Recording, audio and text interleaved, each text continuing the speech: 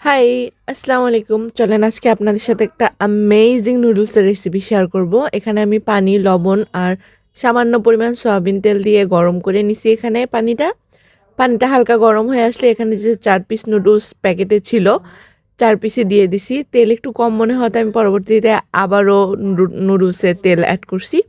নুডলসটা ভালো মতন সিদ্ধ হয়ে গেছে। এখানে আমি সুন্দর করে একটু বাইরে বাতাসের মধ্যে রাখছি যাতে এটা হালকা শুকায় যায়।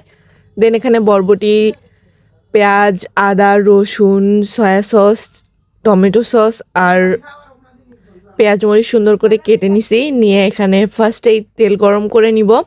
তারপর এখানে আদা রসুন দিয়ে দিব। আদা রসুন দিয়ে কিছুক্ষণ এটা হালকা যাতে ভাজা ভাজা হয়ে যায় ততক্ষণ পর্যন্ত ওয়েট করব। দেন এখানে আস্তে আস্তে আমি সব কিছু অ্যাড করব।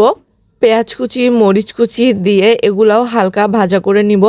এগুলা ভাজা যখন এক পর্যায়ে প্রায় লাল লাল হয়ে যাবে, বাট পুড়বে না আর বেরেস্তা টাইপেও হবে না, বাট হালকা লাল যখন চতুর্দিক দিয়ে হয়ে যাবে তখন এখানে আমি বরবটি যে কেটে রাখছিলাম সেটা দিয়ে নেব। বরবটিটাও যখন হালকা ভাজা হয়ে যাবে তখন আমরা এখানে ডিম অ্যাড করব। তো ডিমের মধ্যেই আমি হালকা একটু মশলা দিয়ে নেব যাতে ডিমের এগুলো তো ফ্লেভারটা ভালো যায়। তারপর এখানে আমি সয়া সস, টমেটো সস দিয়ে সুন্দর করে নেড়ে নিছি।